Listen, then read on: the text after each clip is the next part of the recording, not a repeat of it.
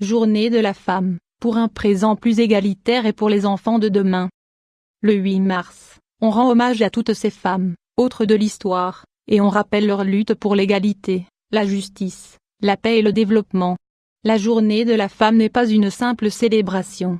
Son but est de conscientiser, de chercher un lieu public de réflexion et de prouver qu'il reste encore beaucoup de choses pour lesquelles lutter, beaucoup de choses pour lesquelles élever la voix pour créer des coalitions.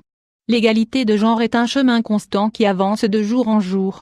Cependant, les inégalités restent encore très présentes dans diverses parties du monde, où les bases législatives ne cessent de nier les droits et les opportunités du genre féminin.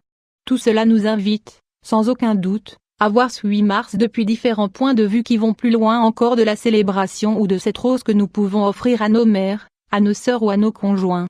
C'est un moment idéal pour regarder vers le haut et nous demander ce que nous pouvons faire pour ne pas seulement créer un présent plus égalitaire. Nous devons regarder vers l'avenir et nous demander le genre de société que nous voulons donner à ces enfants qui seront les femmes de l'avenir. Soyons capables de créer un lieu respectueux régi par l'égalité, et par de merveilleuses opportunités où toutes les hommes et les femmes, pouvons lutter pour nos rêves. De nombreuses avancées et de grandes lacunes à surmonter, depuis que Simone de Beauvoir a écrit en 1949 son célèbre essai Le second sexe, il s'est passé beaucoup de choses. Pour commencer, Hélène Fichet, la célèbre anthropologue nord-américaine a publié en 1999, 50 ans après, Le premier sexe pour prouver certains aspects intéressants, les capacités innées des femmes sont en train de changer le monde. Leurs aptitudes et leur but au moment d'aborder et de résoudre les problèmes améliorent notre société, peu à peu, mais de manière imparable.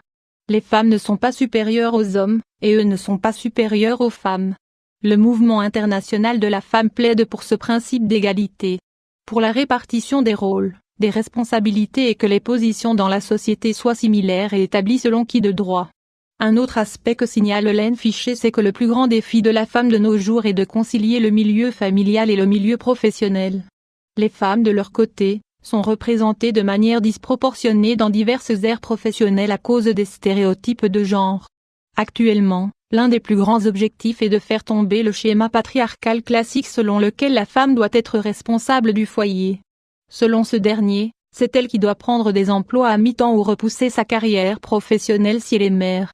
Le besoin de favoriser un plus grand pouvoir aux femmes. Durant la 58e session de la Commission sur la condition de la femme de l'Organisation des Nations Unies, ONU, en 2014 ont été définis les 8 objectifs de développement du millénium.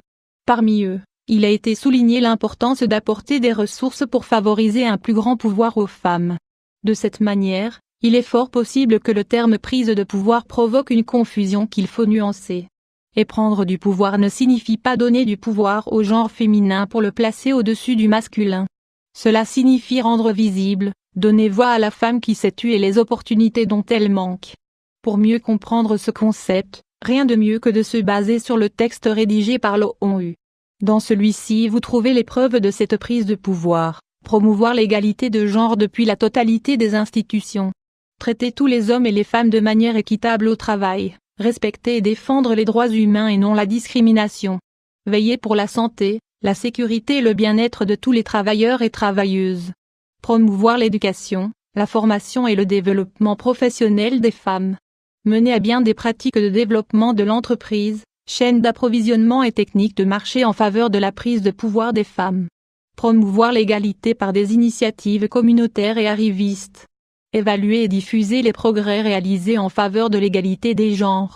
La journée de la femme aussi pour les futures petites filles, nos enfants sont l'avenir. Nous sommes les adultes du présent, c'est eux qui ont entre leurs mains la graine d'un lendemain égalitaire. Celui pour lequel nous sommes toutes capables de lutter pour nos rêves et nos objectifs avec les mêmes droits et opportunités. Éduquons les petites filles pour qu'elles soient courageuses, assertives et fortes. Ne tombons pas dans l'erreur de valoriser chez elles l'aspect physique. En s'approchant d'une enfant, au lieu de lui dire qu'elle est belle ou qu'elle a une belle robe, demandez-lui le livre qu'elle est en train de lire, ce qu'elle veut faire plus tard ou les choses qu'elle aime. Orientons nos filles vers des objectifs concrets, ceux qu'elles choisissent. Semons dans leurs esprits des idées de dépassement, de constance. Permettons-leur d'être créatrices, audacieuses et pleines d'initiatives. Pour conclure, ce 8 mars doit nous permettre de réfléchir sur ce que nous faisons chacun depuis nos sphères les plus proches et quotidiennes pour favoriser cette égalité de genre. Créer un monde dans lequel chacun puisse se développer dans un environnement qu'il désire en toute liberté et joie est un objectif pour lequel nous avons le choix et dans lequel nous devons mettre notre grain de sable.